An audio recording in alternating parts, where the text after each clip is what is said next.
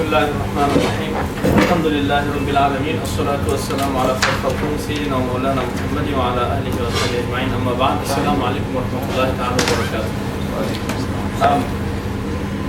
First of all, I'm really honored to be invited to this speech, and may Allah reward you all for coming to this lecture.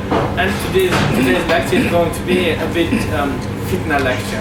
Okay, I'm going to cause a lot of fitnas, but it is fitnas that was necessary to be caused. Why? Because there is many misunderstandings around, okay, about the matters that we're going to talk about. So our main concern about today's lecture first is going to be about the aura. Okay, so what is the place which have to be, because the main thing about free mixing, men and women sitting together and discussing, speaking or eating. So before going to that, we need to know what is the places which have to be covered. Okay, but as we said from the beginning, all of that is going to be according to the Hanafi Madhab, because that's what I do practice. So the first is going to be about the aura, and as you know, there are many types of aura of men and aura of women amongst themselves and amongst the maharim, relatives, and etc. And the next is going to be the clothing, the issues of clothing, because as you know, there are 4 categories of clothing. Am I right? One is fard, and the second is wajib, and the next is haram, and the last is makruh. So to know all of them, because maybe some of you today is wearing haram and he doesn't know, okay? But there is no one who's wearing haram or makruh clothing, alhamdulillah. And the next is about free mixing. Free mixing is also 3 categories. One is fard, for the women to get engaged with the men, that is fard. Okay, so for example, to study, so that is fard. And the second is haram, which is prohibited, and the last one is mubah, jaiz. Okay, and the last thing is going to be about the professions. But I don't believe that we're going to have enough time. So professions such as, is it permissible for a Muslim to work in the banks, or Muslims working in the shops where they sell alcohol and the non-halal things? But before all of that, actually, we need to set up some ground on which all of us will be standing. Okay, so that ground, I do call it as the dalil, proof. So because if we disagree on something, we should have dialogue. Am I right? I have to prove that I'm right, and you have to prove that you are right. So how to prove it? We need to accept, both of us, that we will be accepting dalil. So both of us will be using the same dalil. Am I right? Or otherwise it never goes. Am I right? For example, I will say my dalil is book called Al-Hidayah. But Hidayah for you is not dalil. Means we cannot have dialogue. Am I right? Because my dalils are not dalil for you, and your dalils are not dalil for me also. Okay? So, to agree on some ground, common ground, if you can just help me, what could be the proof on which both of us will agree? What it should be, please? What do you think? Yes, Quran.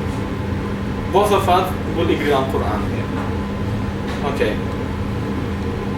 So, first topic is the aura. Can you prove the aura of man from Quran, please? Probably not. So means Quran cannot be that. So what is the proof? So when we disagree, Hadith. Okay, how many rakats is Salatul Zuhr? Prove it from Hadith, please. There is nothing. It's only from the Sahaba and Tabi'in. Okay, so is there anything else we can use it as a proof? So if we disagree on some issue, then we should have a dialogue, am I right? So then there should be some common ground on which we, both of us, will be standing and discussing. So what is that?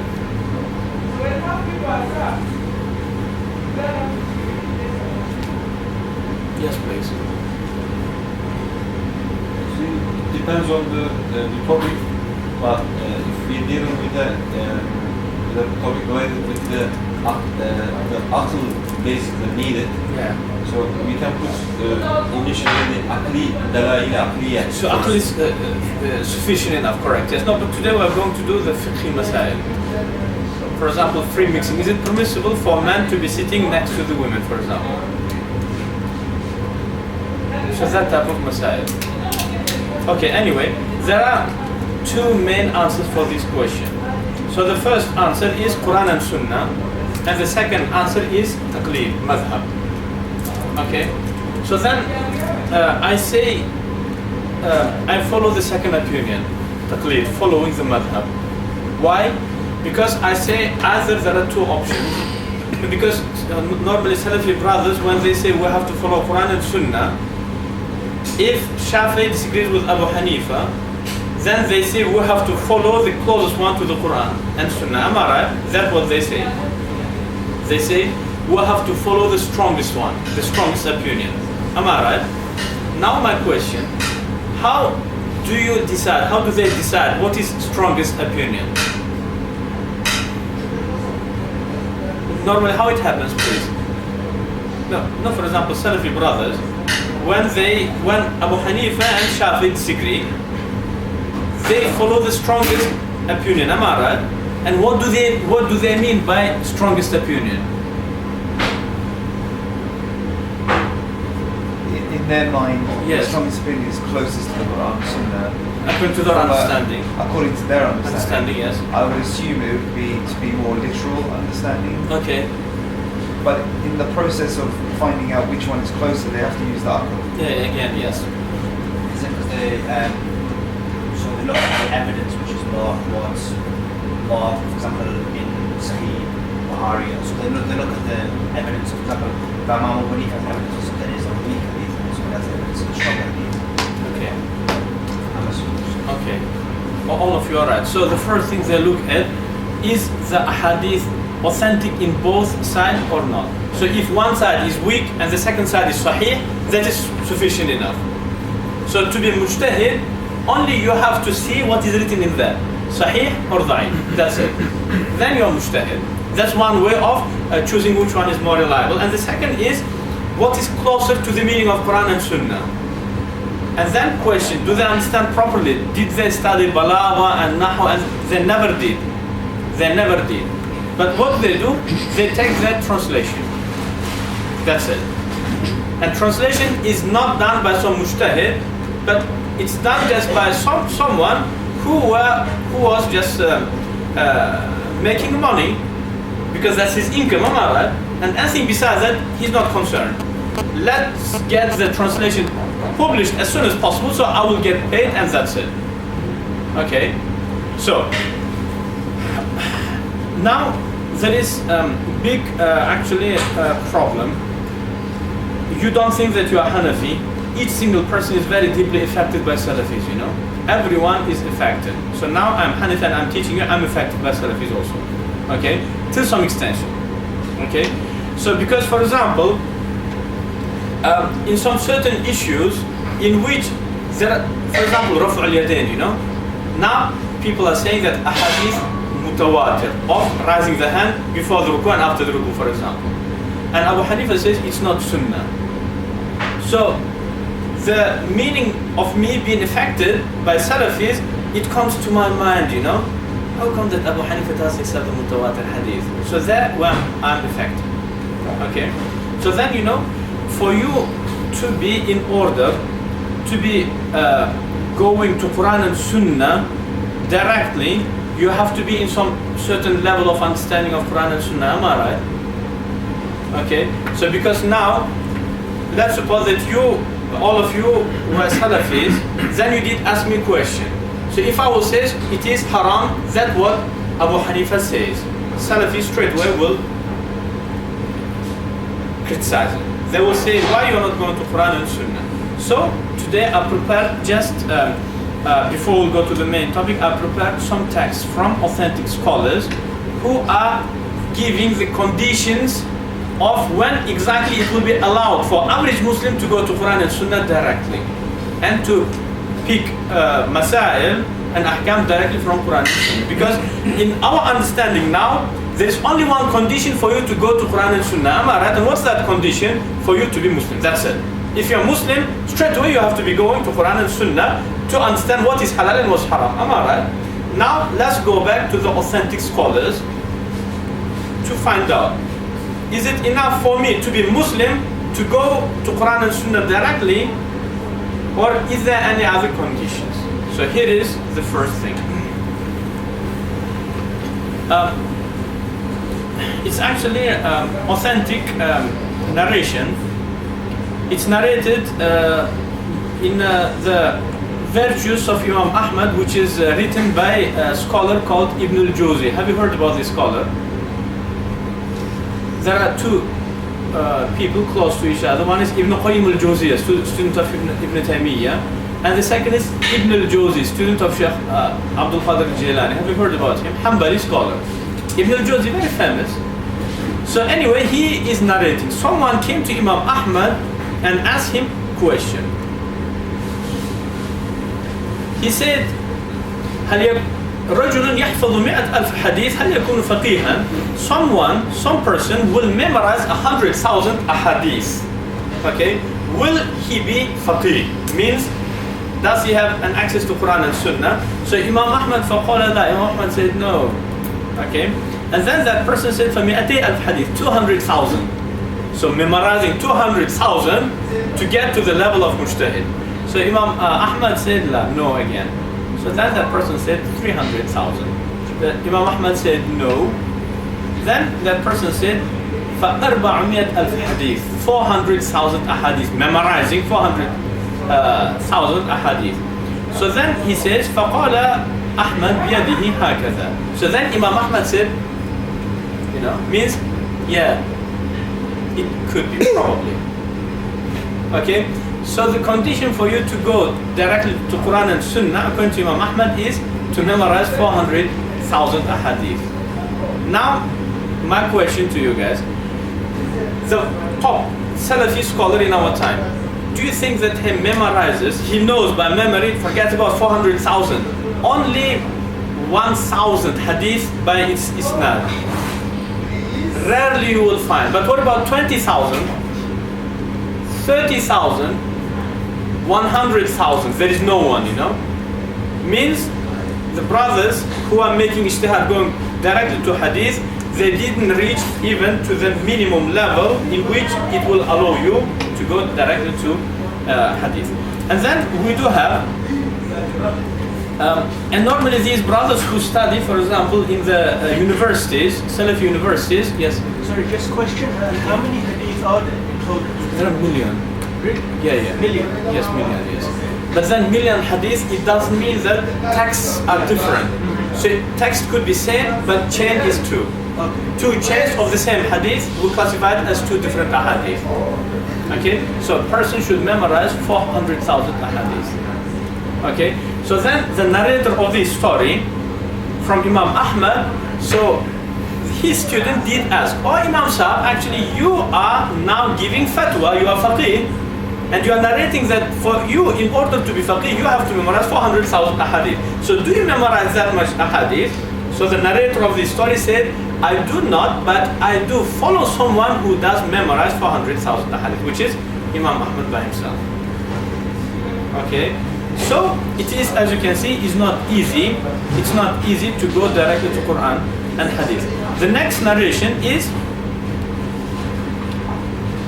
it's actually narrated in the biography of Ibn Khuzaymah. Have you heard about Ibn Khuzaymah? Ibn Khuzaymah is author of the Sahih Ibn Khuzaymah. We have Sahih Bukhari, Sahih Muslim, Sahih Ibn Hibban, and one of these Sahih books is the book of Ibn Khuzaymah, who was a Shafi'i scholar, very famous scholar.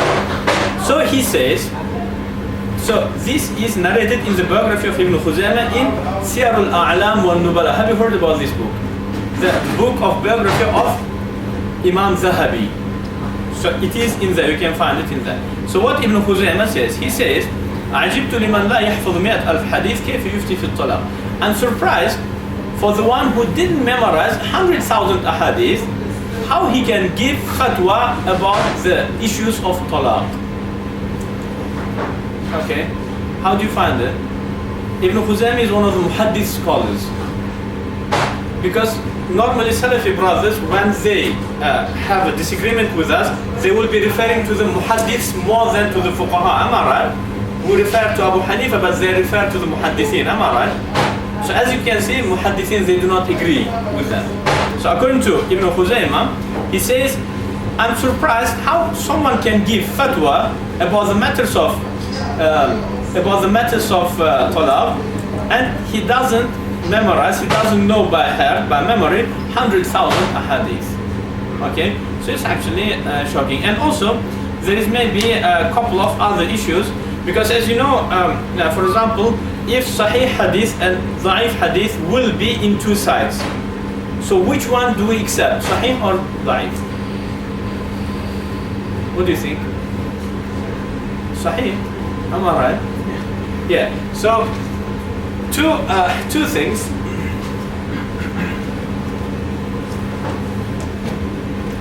Is it for this class? No. Okay. So, for example, two things. Let me give you an example.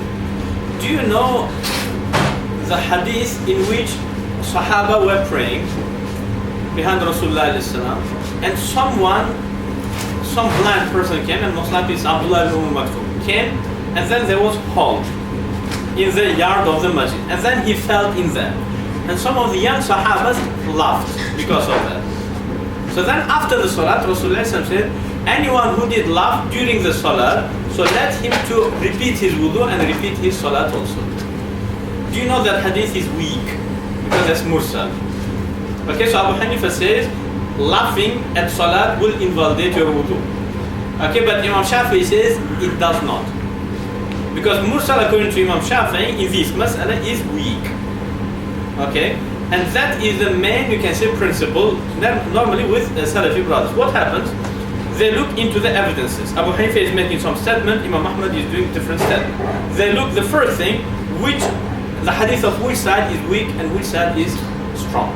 So they will go with the strong one. Okay, so I want to give an examples of the ahadith which is weak but accepted by ijma, and the ahadith which is strong and refused by ijma, just to prove that for the hadith to be authentic, it's not only the condition to accept it, or if hadith is weak, it's not it is not the valid reason for us to refuse it. Okay, so the first hadith, Rasulullah says, hadith is in Abu Dawud, narrated by Abu Hurairah. قال رسول الله صلى الله عليه وسلم من غسل ميتا فليغتسل ومن حمل فليتوضأ. Hadith is authentic. Rasulullah says, anyone who gives ghusl to the dead person, so let him to take a shower, and anyone who lifts the dead body, let him to renew his wudu. So hadith means by washing that person, you are getting the status of impurity. By lifting it, you are breaking your wudu. Okay? Khattabi says, I don't know any of the scholars who is following this hadith. So this hadith, even if it's authentic, is rejected by ijma. Okay? So authenticity of the hadith doesn't mean that we have to follow it. Because normally what happens with Salafi brothers, if hadith is authentic, that's it, you know? So here is the proof that hadith is authentic and rejected by ijma. So authenticity of the hadith doesn't allow us to act upon it, or to give fatwa based on that hadith. Or another example, so hadith is narrated again in Abu Dawud, عن عمار بن ياسر أن النبي صلى الله عليه وسلم علمه إذا تيمم أن يمسح وجهه وكفيه. Rasulullah did teach Ammar bin Yasir, hadith is authentic, when he's making tayammum, to wipe on his face and on his palms. So when we do tayammum, do we just wipe on the palm or up to the elbows? So that is ijma, you know, ijma of the scholars that we do not wipe it only on the palms, but up to the elbows. But hadith is authentic. So authenticity of the hadith didn't make them to accept it, but it is rejected by ijma. Okay? Or another example also,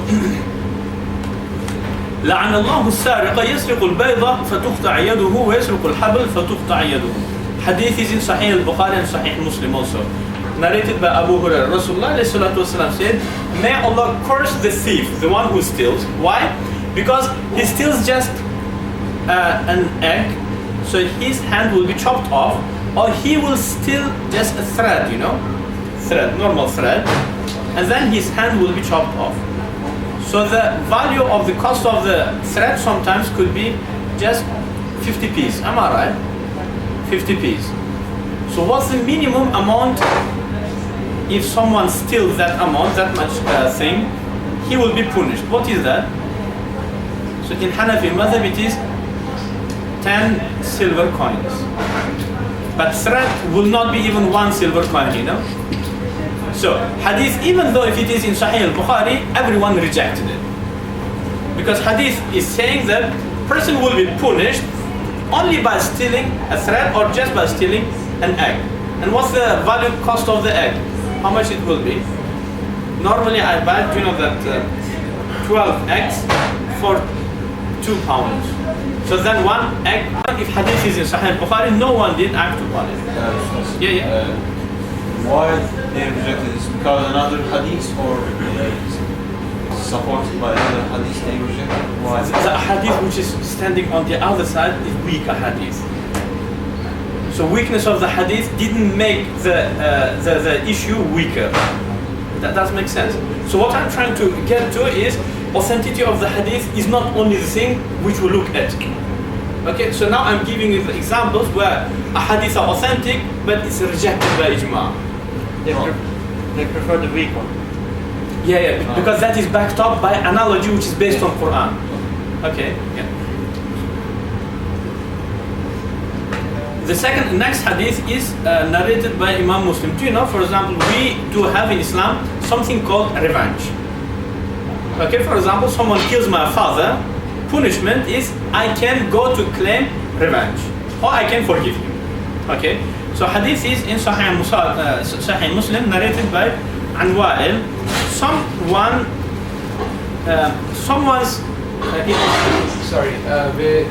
needs to come in and put some stuff. So there's about 20 people waiting outside. We're just going to be 5 minutes. So Okay, we'll take a 5-minute pause. Yeah, that's fine. Sorry about No, it's okay. Yeah, so we'll have a sit-down meeting after.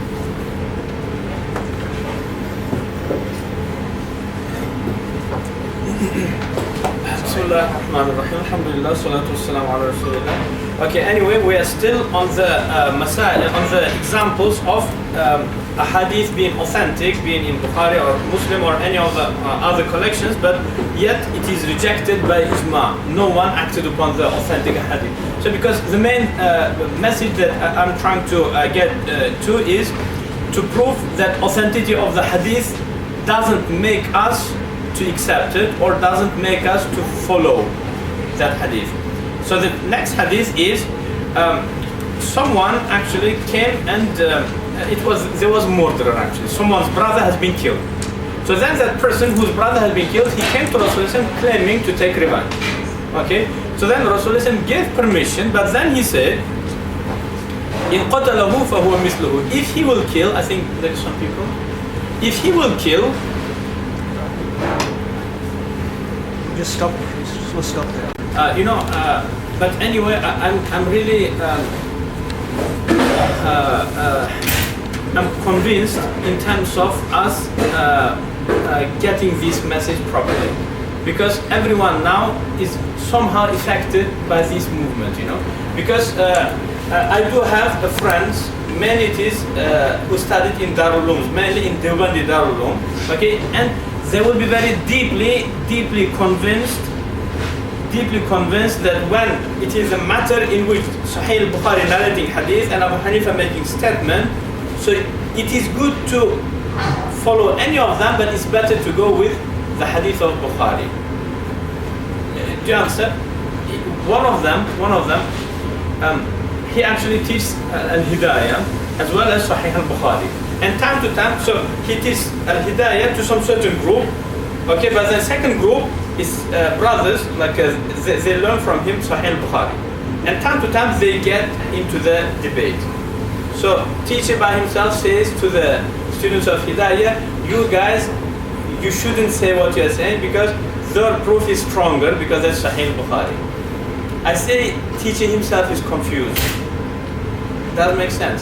So I'm just giving you an examples when hadith are so authentic but rejected. Okay, just to give you understanding that authenticity, it doesn't give that much thing that we are thinking of. Okay. Anyway. Also, Yes. when we look at books of Bukhari and Yes. the Muslim, Yeah. there are some differences between their hadiths as well, isn't it? There will be small differences. Yes. Yeah. So, but both is accepted as Sahih book. Yeah, correct. Yes, yes. So no, just it's very strange because authenticity of the muhaddithin is not the same as authenticity of the fuqaha. Okay, so any faqih says this hadith is authentic means it's meeting condition of implementing the hadith. Because fuqaha are not about testing the hadith, but they're in terms of how to practice and what to practice. Am I right? But what about the muhaddithin? Are they interested of implementing the hadith or not? I say no. They're interested in terms of testing the chain. Am I right? So authenticity of the muhaddithin is not the same as authenticity of the fuqaha. When we say fuqaha means Mujtahideen and the people of practicing, you know? Yeah, yes. Sheikh, is this, forgive me, I missed the opening. Yeah. Is this about testing, that the muhaddithin will test the isnad, but they don't test the matan? Yeah. Is this a problem? Yeah, So of they don't course, do yeah. matan analysis, so Yeah, the hadith doesn't make exactly. sense. So if Imam Bukhari says Sahih, it doesn't mean we can act. It means that in the chain there is no liar, there is no person with weak memory, you know. But when Bukhari says Sahih, he doesn't mean that we have to act upon it. Yes. So Sheikh, you're saying that's the beginning. Exactly. Yes. Yeah, that's our resource. But Exactly, we've still yeah. got some work to do. Exactly. And not only that, even in terms of the hadith is Sahih, there is disagreement. Okay. For example, if let's suppose that there is hadith in which for example, من يريد الله به خيرا يفقهه في الدين ويلهمه رشدا. يلهمه رشدا is extra, is not available in each single narration. But it's only one narrator did add it up. Big number of muhaddithin says that extra is not authentic. Okay, so for the authenticity of that extra, at least there have to be another narrator bringing that extra also. But fuqaha, they don't have any problem with the extra as long as the narrator is reliable. So one extra which no one narrated, but only one narrator, fuqaha accepted. Okay, so even in terms of testing, there is disagreement between fuqaha and muhaddithin. Okay, anyway. Okay, so I don't want to go through all of them because so many examples. Just only, I want to, yes please. So, sorry, again, is it valid then to say that you're giving that you are a Hanafi, Yes. but your methodology is hadith analysis, unless you are mujtahid or something? So can I say that I'm a Hanafi, Yeah. and my opinions are from Hanafi, but actually instead of looking at Abu Hanifa's opinion or his school's opinion, I go back to the hadith? Yes, Is yes. this allowed? So if I'm not mujtahid? that's what I'm trying to say, that is not allowed. Oh. So in the very first part of the lecture, I narrated the story from Imam Ahmad as well as Ibn Khuzaymah. So Ibn Khuzaymah made a statement saying, I'm surprised how someone can give fatwa about talaq if he doesn't know 100,000 hadith by memory. Only about talaq, you know? And fiqh is not only talaq. Okay, before talaq there will be nikah also. Do you understand? So there are many chapters. Okay, so that's the statement of muhaddith. As well as Imam Ahmad, according to Imam Ahmad, the level of the ijtihad is 400,000 hadith. I narrated that also in the beginning. Yes, please. So you're saying you have to have the knowledge to give fatwa or talk about discussion about divorce. Yeah. What if you have just hard evidence in front of you? Does it give you the right to give that? No, even Ibn Khuzaymah, he did have many books in front of him, you know. So it doesn't make any difference. It may make it even worse. Because, do you know, for example, let's suppose that how it works now, here is Sahih al-Bukhari. So our copy is less reliable than the copy of Ibn Khuzaymah. Why? Because how it did work with it, I'm Ibn Khuzaymah, for example, I've taken my copy from my teacher who is also a scholar, and he's from his teacher who is also, so all the time it used to be under control. But now the copy which is published, how it's happening, I will just go to the library, manuscripts, I will just pick up a couple of copies, and then I just compare them. And how do I know that this copy is authentic copy? Does make sense? Because in the past there used to be, you can say, publishing houses, and the meaning of publishing houses, I will have, for example, 10 she slaves who would write, who would be able to write. And then I will bring a copy of Sahih al-Bukhari, and I will make them to copy it, and then I'll sell them. And as you know, she slaves, they are not experts of hadith. And when you are writing, when you're copying, for example, 10 pages, definitely at least you will make 10 mistakes there. And what about if you're copying one proper Sahih al-Bukhari in which over 5,000 hadith? At least there will be 1,000 mistakes, Okay, so then that book will be published now. Okay, and also the most authentic, only the authentic copy of Sahih al-Bukhari is the copy of Abu Dharr al-Firabri, which has been published at year 2000. And any books of Sahih al-Bukhari which is published before that, all of them was weak narrations of Sahih al-Bukhari, not authentic copies. But then yet there was brothers who would do ijtihad based on the weak copy of Sahih al-Bukhari, So it's very strange. Anyway, and also, so there are many ahadith actually. And now I want to just give you small examples of Imam Malik and Imam Ahmad leaving the authentic ahadith. Because normally brothers, when they say Abu Hanifa follows weak narrations and doesn't follow the authentic, and so these people hold very high opinion about Imam Ahmad, So I want to give you an examples in which Imam Ahmad is leaving authentic ahadith and he's giving his opinion which is going exactly opposite to the hadith. Here are the examples. So the first hadith,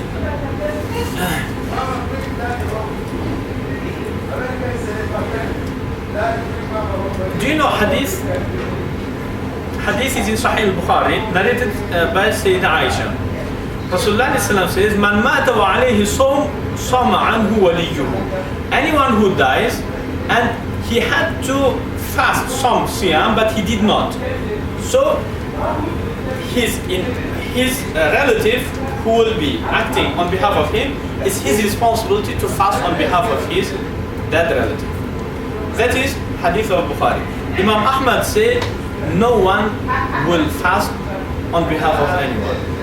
So hadith is in Bukhari, but Imam Ahmad says no. So hadith being in Bukhari didn't save the hadith from Imam Ahmad. So Imam Bukhari say, who has passed away, and had let's suppose my grandfather dies and he had to make up some siyam. Okay, so then am I responsible? Hadith which is in Bukhari says yes. Imam Ahmad says no. So yes is opposite of no. Okay, and the next is hadith is again in Sahih al-Bukhari and Muslim also. Rasulullah, hadith is narrated by Abu Huraira. Rasulullah says, لا يتقدمن أحدكم رمضان بصوم يوم أو يومين إلا أن يكون رجل كان يصوم صومه فليصوم ذلك اليوم. For example, in Hanafi madhab, يوم الشك. You know the meaning of يوم الشك? What is يوم الشك? يوم الشك, the day you cannot decide. Is it starting after Ramadan? Excellent. Yom Shak is the day, one day before Ramadan.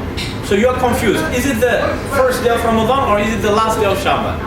Okay. Rasulullah in this hadith which is in Bukhari says, no any of you should be fasting on one day or 2 days before Ramadan. Except the one whose habit was fasting and his habit did hit that day, so he can fast. So we Hanafi said it's makruh to fast on that day, 1 day or 2 days before Ramadan. Imam Ahmad says it is wajib to fast 1 day before Ramadan, So is it haram and wajib opposites or not? So hadith being in Bukhari didn't save the hadith from Imam Ahmad. Okay? So Imam Ahmad is actually going against that? Exactly against, So Rasulullah said don't do, Imam Ahmad says do, it is wajib to fast. Okay? So as you can see, it's not easy. No, because those brothers who say Abu Hanifa follows weak hadith and leaves authentic hadith, so they respect Imam Ahmad very highly. So let's give them shock from their own Imam, you know? So when Imam Ahmed says that, Yes. he follows weak hadith, right? He's No. not saying from his mind. No, there are some analogies which he's following. Okay? And there could be a narration of Sayyidah Aisha, hadith, in which Sayyidah Aisha from herself said, it's better for me to fast one day extra than to miss one day of Ramadan. So it's not again the matter of wajib. She says it's better for me. I like to fast one day extra than to miss one day of Ramadan. Okay, so it is something to do, something good, but not you have to. But Imam Ahmad says you have to fast. Okay, so it is exactly other way around of the hadith. When you give the example of the Bukhari, when someone passed away, you have to fast for him. But when we look at Imam Bukhari, we accept it as Sahih. It is Sahih. Yeah. Yeah. It is the first hadith narrated by both of Bukhari and Muslim and other narrators also, other authors also. Okay, but Imam Ahmad says no to the hadith which is in Bukhari. And also the next hadith, as you know, Sorry, Sheikh, do you know the exact reason why he says no? because of some other proofs that he has got. Hadith. No, it could be hadith or it could be Quran, it could be other things which is from Sahaba. For example, Sayyidah Aisha. Because even when Imam Abu Hanifa leaves authentic ahadith, he's not doing it from his mind, you know. There are some other proofs for him, some Quranic ayat or etc. You know.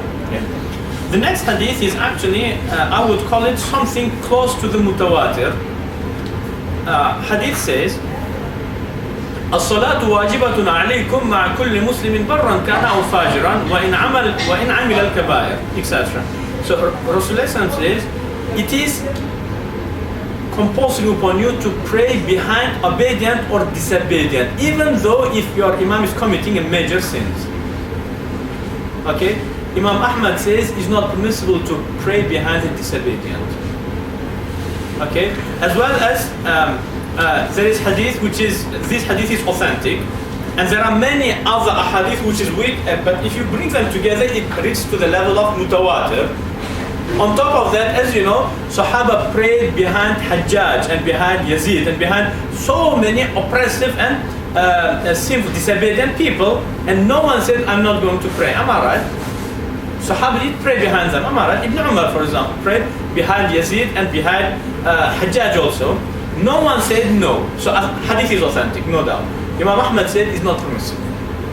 It's not permissible to pray behind someone who is disobedient. As you can see in this hadith, Rasulullah says, وَإِنْ عَمِلَ الْكَبَائِرِ, even if he will be committing a major sins. Imam Ahmad said it's not permissible. So Imam Ahmad is going against the hadith.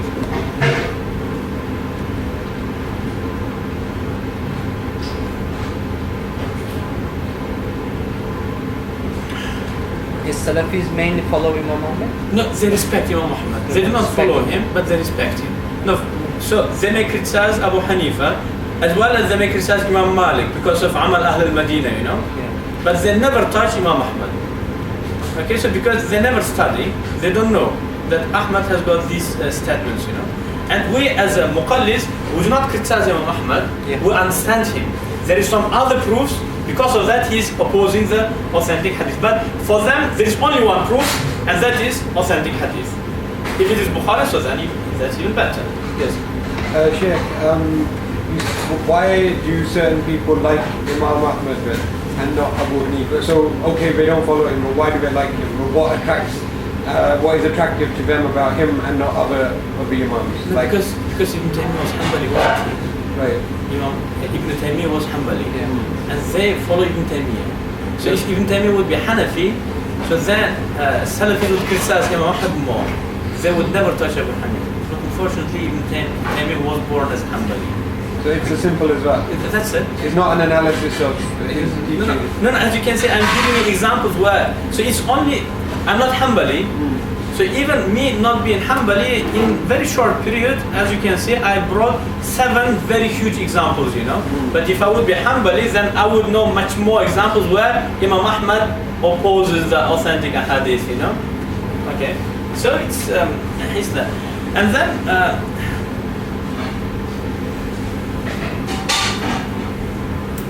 Anyway, the next example, العجماء جبار والثمر جبار والمعدن جبار وفي الركاز الخمس. Jubar is something which we call ignored. Jubar is in Arabic language.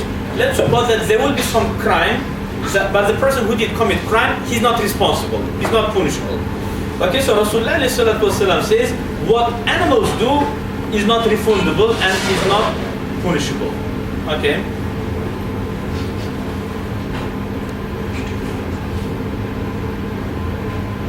For example, let's suppose that I have a cow, and then on the way back to my house, just before knocking my door, my cow just went into someone else's yard and started eating their fruits, for example. So, am I responsible? Rasulullah says no. Imam Ahmad says yes. Okay, so isn't it opposing the authentic hadith? Yeah, so it's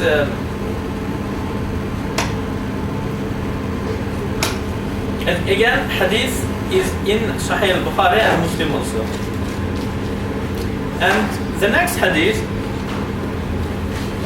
do you know, in terms of, for example, in Islam we do have punishment of adultery. Okay, and punishment of adultery is very, very well known. Okay, the punishment that you know, which is stoning, according to three mazahib. And that is, for example, again narrated in Sahih al-Bukhari. Rasulullah says a lady actually who did commit zina, who did admit, Rasulullah did order for stoning. Imam Ahmad came saying that's not punishment, but first you have to give 100 lashes and after that you have to stone. We say authentic hadith in Bukhari says no lashes but only stoning. Okay, so again Imam Ahmad is opposing the authentic hadith which is in Sahih Bukhari. It is just examples in where Imam Ahmad is opposing the authentic hadith from Sahih Bukhari and Sahih Muslim, as you can see. Now, so maybe it was some mas'ala, I mean in terms of setting up some common ground. So now from here we understood that saying that our common ground should be only Quran and Sunnah, we could see that it's not very easy. Okay, either you are memorizing 400,000 hadith or either you're following someone who memorizes that much hadith. But just simple ijtihad which we have in our mind, which is if hadith is in Bukhari and Muslim, that's it. You have to follow. We saw the examples in which hadith was in Sahih Bukhari and Muslim and it is rejected by ijma or rejected by Imam Ahmad, you know. So hadith being in Bukhari didn't save the hadith. So yes, can we say that the ijma yes, has superior effect on the 100%. In terms of ijma being much stronger than authentic hadith, it's not that, but we do not have ijma in each single thing, you know. For example, bleeding, does it invalidate your wudu or not? Imam Ahmad and Abu Hanifa said yes. Shafi'i and Malik said no, there is no ijma. And a hadith of both sides are weak. Okay? Okay, and there is only one hadith in which hadith is narrated in Bukhari, in which, if you remember, some Sahabi was praying in the night and someone came and shot him. Okay, and he was bleeding, and then he completed his salah. And next day, Rasulullah knew about the story, and then Rasulullah didn't order him to repeat his wudu. Shafi'is used that as proof that bleeding doesn't invalidate wudu. But we say hadith is very weak to use it for that. Why? Because even Shafi'i says that blood is najasa, blood is filth. So when someone is bleeding, so all of his clothes is going to be blood, you know. So then he couldn't pray valid salah, even according to Shafi'i. So then some of the Shafi'i scholars said, so when he was shot, blood was, he was bleeding on the way in which blood wasn't dropping on his clothes. Squirting out. Yeah. So it was impossible, you know. But we say, mashallah, it's Shafi'i, you know, Shafi'i, you know, tactique, you know. But anyway, there is no any authentic hadith. Yes, please. Sheikh, I think saying non-Muslims, especially watching this, you said about people who want to do this kind of analysis, they should know, for example, 400,000 hadiths. Yeah. What would you say to people who would say that well, there's no one who can do that? It's impossible unless people have like photographic memory. So okay, so for example, in about 1 year time, I did memorize all of Mukhtasar al-Quduri and Usul al-Shashi. How many hadiths is that? So Mukhtasar al-Quduri is that big book actually. So if it is in a computer print, so it will be that big book. Okay, that much. As well as Usul al-Shashi is also that big, So within not 1 year, but if you exclude the holidays, so it will be something about 6 months actually. Summer holidays 3 months, and there is a holidays on Eid al-Adha, etc. But So it's very possible. But you're not saying that that's the criteria to be a Mujtahid, it is. It's one of the conditions to be mujtahid. Of course I do believe, yes. So because for you to give a valid opinion, you have to be aware about the majority of the hadith, Sheikh, today we can be aware with computers, you just type something in and everything comes up. Yeah. So why would you, today there's no need to memorize all the hadith because everything's on a computer. Yes. having access isn't the same. No, because the main problem in the copies, the hadithi collections now, it's not authentic copy, Does make sense? Right. So wijada, we call wijada in fiqh, in hadith. Wijada is when you find a book of some scholar and you recognize his calligraphy. So is that reliable for you to act upon it or not? The hadithin say it's not permissible. That's the official position. But even those who say it's permissible for you, they put a restricted condition saying if you only recognize that this calligraphy belongs to the author. Okay, but then what about the copies that we have? No one recognizes the copy of, for example, Ibn Hajar al-Asqalani, means it is out of discussion. So they are arguing, they are disagreeing about the copy of the author, but not about the copy that you are not sure if it belongs to author or not, Sheikh, you said that you memorize 400,000 hadiths to be mujtahid. So what is mujtahid?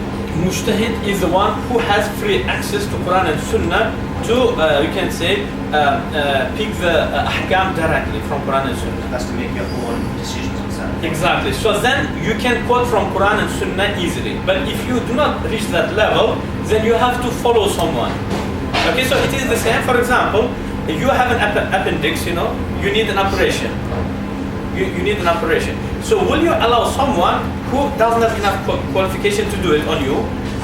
But there is some conditions, and after that you will be given permission. Am I right? So fiqh is also something like that, When we look at, from the Muslim world, Imam Bukhari and Muslim is accepted one of the most sahih book of the Quran. Yeah, correct, yes. But how can we tell those guys these books are not sahih? We need to follow those things. The copy of Imam Bukhari is authentic. Yeah. Copy of Imam Bukhari is authentic. But then, how book of Imam Bukhari is narrated? We do not have right now Sahih Bukhari which is written by the hand of Imam Bukhari. But all of the Sahih Bukhari that we have now, it is dictated. Yeah. And those people who did receive it, they dictated, and that how 3-4 generations of dictating, Okay? And then through the circles, so my sheikh would be dictating, I will write it down. And dictating in that time wouldn't be slowly. So he wouldn't say, for example, عن وكيع بن الجراح قال حدثنا عبد الله بن المبارك قال حدثنا الأعمش عن الشعبي عن الحسن عن ابن سيرين. It wouldn't happen. They would read it very quickly. Okay, so you have to be very quick, and they wouldn't have our pens, but it used to be ink pens. So they had to dip it, then to write a couple of letters and then dip it again. So you cannot catch it up. Definitely there is going to be many mistakes, Okay, so now the copies that we have, is it authentic copy of Imam Bukhari or not? So I'm telling you, the authentic copy is only the copy of Abu Dharr al-Firabri, which is published at year 2000. And any other copies which is printed before that, it was different non-authentic copies. Yes. Sheikh, The issue of the computer, Yeah. that's actually, isn't that the same as what used to happen in the past? For example, if I had all of the books, Yeah. the difference is speed. With computer, I can get it quickly. Exactly, it is the same thing, But memorizing is totally different thing, because sometimes, for example, now you are talking about bleeding invalidating your wudu. So if you're going to type, so what you will put blood. Yeah. Okay. So maybe the hadith is narrated in different way, where there is no word of blood, okay, because it's not blood but it's bleeding, okay, or having some discharge, so in different way. So you will be looking for blood, but the hadith about bleeding, there are much more, but in different form of the word, So memory is much stronger than computer, because you will know the meaning. In your memory you will look for the meaning, when in the typing you will look for the exact word, It does make sense. Yeah. And on top of that, the memory, it is memory based on the authentic narrations, but internet and computer based on the published narrations of the book, And majority of the books right now are weak narrations, weak copies of the collections of the hadith. Yes. Like you said, the main authentic one at the moment is the book from year 2000. Would it make a difference if you had the authentic book and then shared the knowledge? I didn't understand. You said because the main authentic book, the hadith, right now is the book from year 2000 that was published. If you had the authenticity book, would you be able to give an opinion then, like you said? He said if you had an authentic collection of hadith, then can you be a mujtahid? Then you have to, after that, when you collect the authentic copies, then memorize 400,000 according to Imam Ahmad. Does make sense? Yeah. So because yes, please. Just to add to a brother's question, again, if someone was a skeptic and they said, "Show me today anyone who's achieved this," so that's what I agree with him. I'm also skeptic. I said no mujtahids in our time. No mujtahids in our time. Okay. Basically, mujtahid is someone who can make someone who can make their own decisions or go against the foreman. No, sure. But like someone who we could go and test to see, who fulfilled this criteria, and we can say, so show me.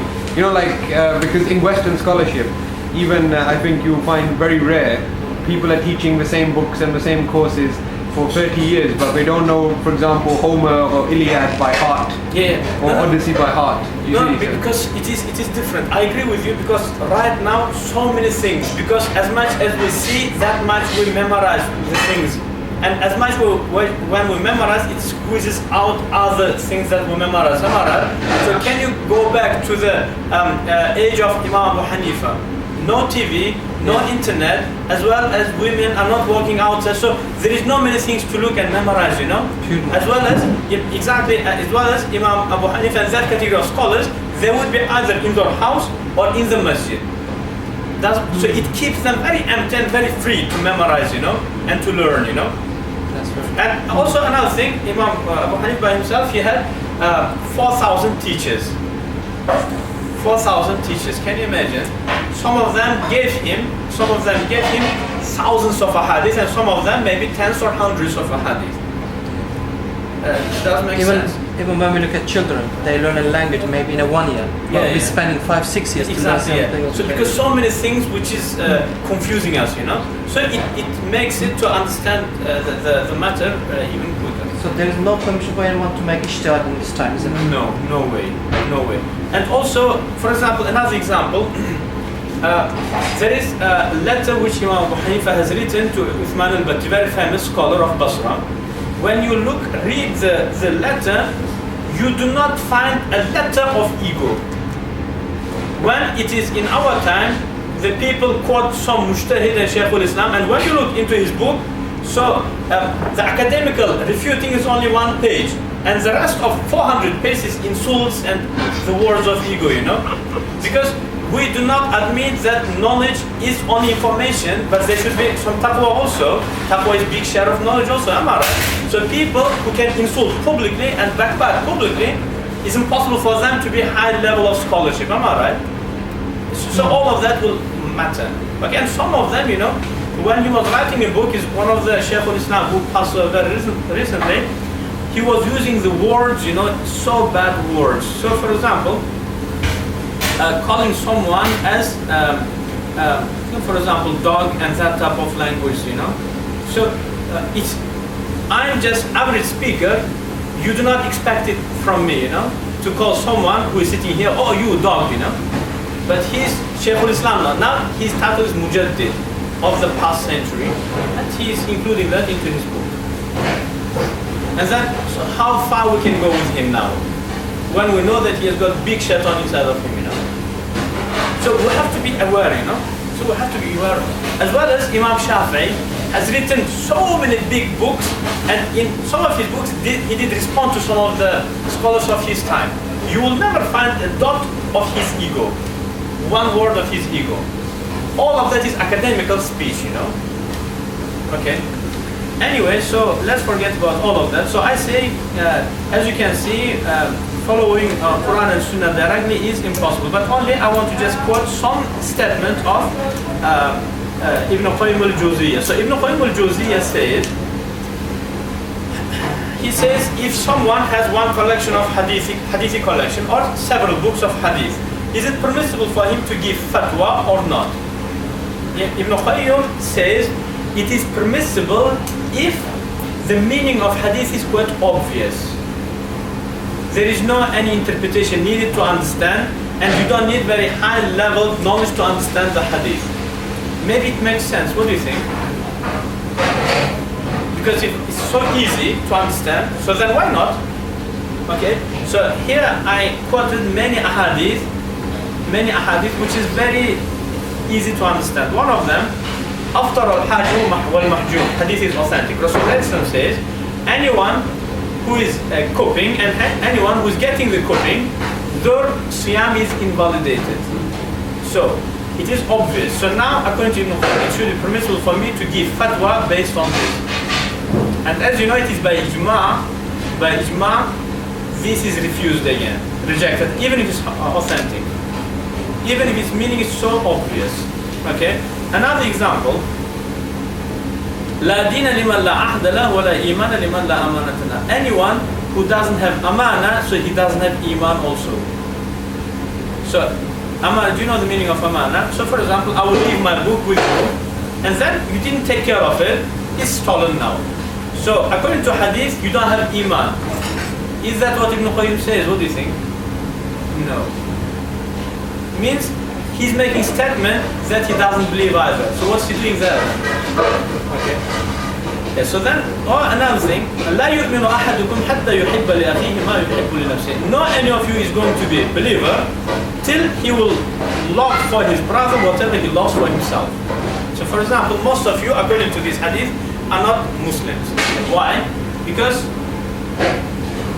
today when you woke up before coming to the lecture, you have eaten keema, but no any of you brought keema for me, and I'm your brother, So you didn't love something that you love for yourselves, It means you're not Muslims. So I say, even if the meaning of hadith is so obvious, it's not permissible for you. If you are not mujtahid, it's not permissible for you to act upon it or to give fatwa based on. Because look, it's so obvious, but we're not accepting it, Okay, and also another hadith. Ibn Zina Sharru Thalatha, hadith is authentic, means two people committing zina, and then lady became pregnant, and then she gave birth. Who called the baby as waladu zina. Rasulullah in one hadith said, La yadkhulu al-jannata waladu zina. Waladu zina is not going to enter paradise. Hadith is authentic. In this hadith, Rasulullah says, the waladu zina is the worst among them three. Okay. What does it mean? Mr. John and Mrs. John will commit zina, and the baby that is going to be born, he is the worst amongst them three. Isn't it very obvious to understand the meaning of hadith? But according to Ibn Qayyim, is it permissible to give fatwa based on this? No. I say even Ibn Qayyim and your teacher also, even if hadith is so obvious to understand, don't give fatwa based on it. You have to be mujtahid actually. Okay, John? So just step back. Hadith being authentic doesn't make any sense for us as muqallidis. Yes. When we look at this hadith, this is authentic. But our Prophet said in a different position, and he wants to mean something else maybe. But we don't have that ilm. Exactly. So we can't make comments about So that. Mujtahideen will explain these authentic hadith, you know. So we never can decide what is easy to understand and what is difficult, because these are so easy to understand. But in the same time, it's not easy. Otherwise, we can't refuse the hadith because it's sahih. Exactly. Yeah. So we say it doesn't matter if hadith is weak or sahih for us. No, doesn't matter. As well as is it easy to understand or difficult for us, it doesn't matter. Go and speak with Abu Hanifa and let him to change his opinion. Then I will change my opinion. And when I'm making this statement, I'm not saying I'm not following Quran and Sunnah, but exactly I'm saying I'm following the true meaning of Quran and Sunnah, not the meaning that you understand. So that I will say our common ground on which, inshallah, during today's lecture we will be standing. Okay?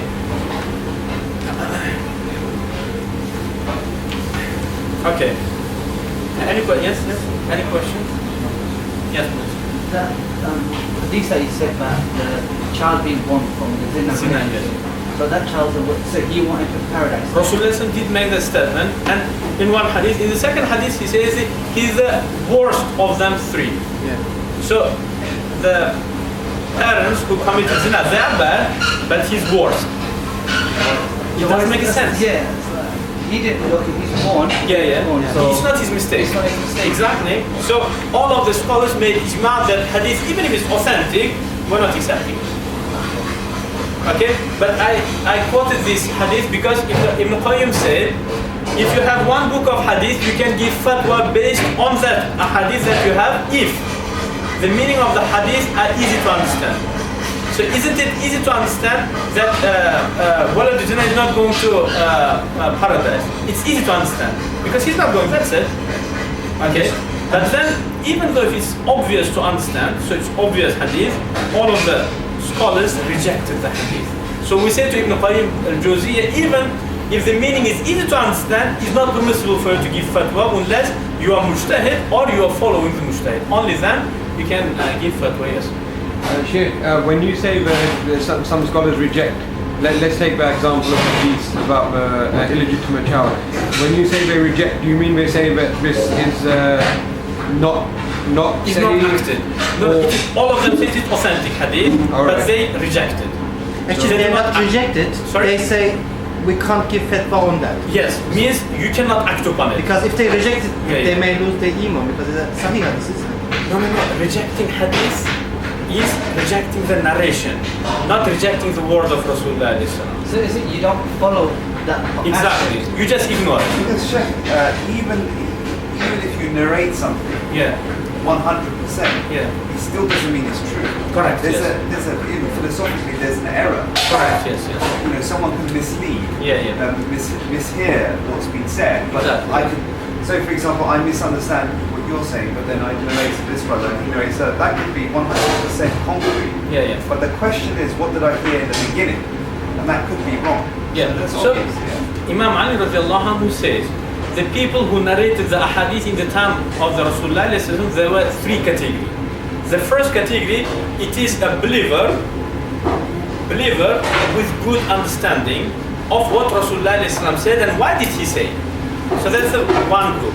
And the second group, he says, it is a believer but Bedouin who came to see Rasulullah only once in his life, and then he heard what Rasulullah said and he thought that he understood, but he didn't understand it.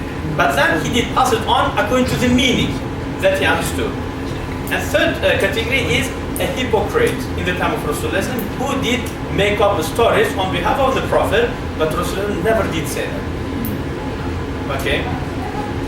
So this only works with hadith, obviously, not Quran. No, it's only hadith. Only hadith. And which makes sense. Yeah. So that's why there is no any ayah which is rejected. But there are so many hadith which is authentic but rejected by ijma. All of the scholars rejected the hadith. Okay, so that's a very important introduction because yes. Even with mutawatir hadith, I would be okay to say that it's highly improbable that it is wrong. No. It's not impossible that it's wrong. No, one of the conditions of tawatur, impossibility of being wrong. It's impossible. impossible. So if it's still possible to be wrong, we classify it as non-mutawatir. But even if you have, say, 30 people, Yeah. they could mishear. No, it's impossible. Really? So 30 people, okay, and condition that 30 people from 30 different places, you know? Okay, but maybe I'm using the word. What I would say, the correct word is probable, Yeah. not impossible. Because impossible means that it is categorically never could happen in the history of time that 30 people could make a mistake. Okay. You want to write down? Have a marker. Yeah. That's another thing we need to talk to you about. Okay, it's okay. So. I can ask for a I mean, I understand how mutawatir works, Yeah. but the point of the matter is that it is in English language to say impossible is like saying, can you be right and wrong at the same time? The way we use impossible is a different way in English. Okay, no. Because is it logically possible? Logically possible.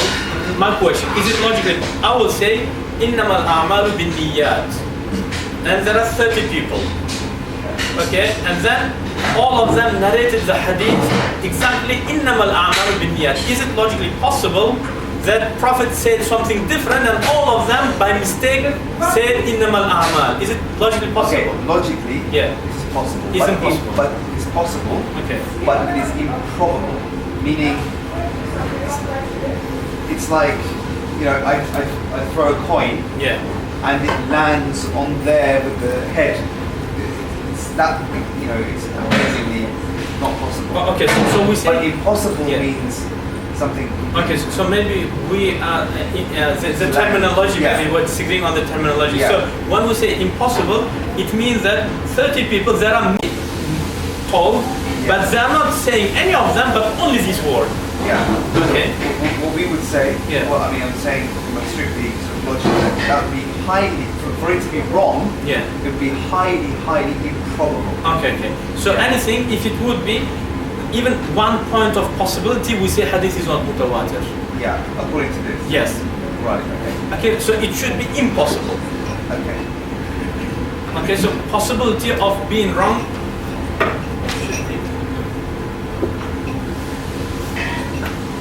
Okay, so for example,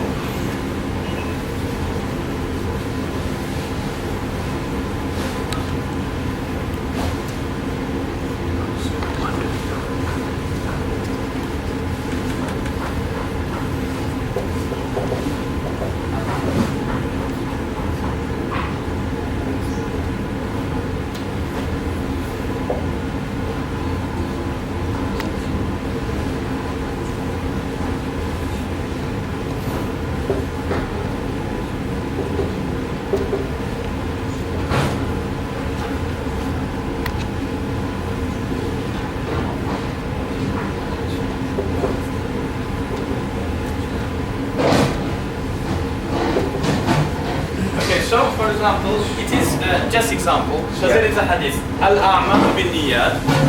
Okay. 20 people narrated the hadith on this way. Al-a'mal bin-niyat. And then another 20 narrated innama al-a'mal bin-niyat. And then another 20 of narrators narrated the hadith al-a'mal bin-niyatiha. Okay. So then altogether 60 people narrated the hadith. But what is the exact bit which narrated by 60? We call only al-a'malu bin-niyat. That much. Because innama is extra and ha is extra. So ha is narrated only by 20 as well as innama narrated only by 20. But that much is narrated by 60. So we say mutawatir is only that much. So this ha as well as innama is not mutawatir. Does make sense? Yeah. Yes. So that, and then it being impossible because so many words in Arabic language available, millions and millions. But then why did they bring, for example, al-a'mal right before bin-niyat? Yeah. Then it could be maut, it could be jannah, it could be many things, you know. In strictly in logical sense, Yeah. we would say that it would be infinitesimally Yeah. improbable, Yeah. but not impossible. Okay. It's just the language, it's the technical thing. But you know, when we talk normally, Yeah. you know, a brother says, you know, I was driving and this person came out and I hadn't seen him 50 years and I was thinking of him and I said to him, oh, that's impossible, how could that be? Okay. Usually we say impossible, but But then the same example, 60 of the people, they meet each other and they just had right now the same thing. 60 of them thinking about someone yeah, and they will see him. yeah. No, I understand. That would just make it more improbable. Okay. Impossible. Okay, so when I say impossible, I mean improbable. Yeah, like this. Highly improbable. Okay. There's no reason to doubt it. You know, you would have to bring the whole universe of evidence to go against that. Yeah. Okay.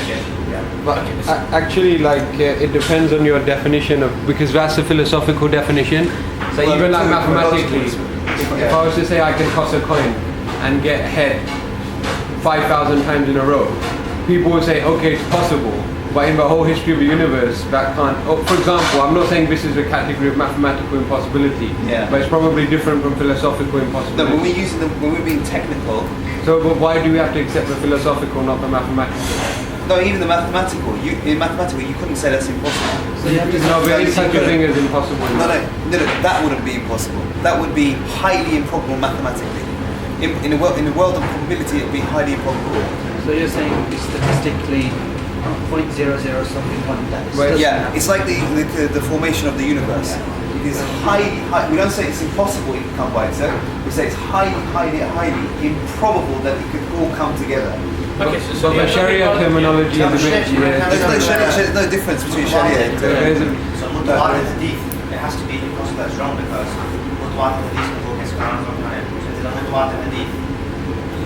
It can be only if it's obligating. See, the very It's possible, yes. yeah. So the very fact that it's possible, that's possible. It must mean it can't be impossible. Because the very fact that there is a slight, minute element of error just by chance, it cannot be impossible. It must be highly improbable. The only thing that the Quran is impossible to be wrong. Yeah. But the hadith, because of what you're saying, yeah. So But yeah. so now, even according to your definition, even Quran, there is possibility of being wrong also. Then. No, because there's Why? no. So it's Okay. 60, and there is still room for doubt. Am I right? No, because the Quran itself is not demonstrated because of the chain. It's demonstrated by the language itself. It differentiates by Even the hadith, you know, the language of Rasulullah Islam Yeah. in the same perfect level of Quran, you know. So whatever is applicable on Quran, applicable on hadith, and other way around also, yes.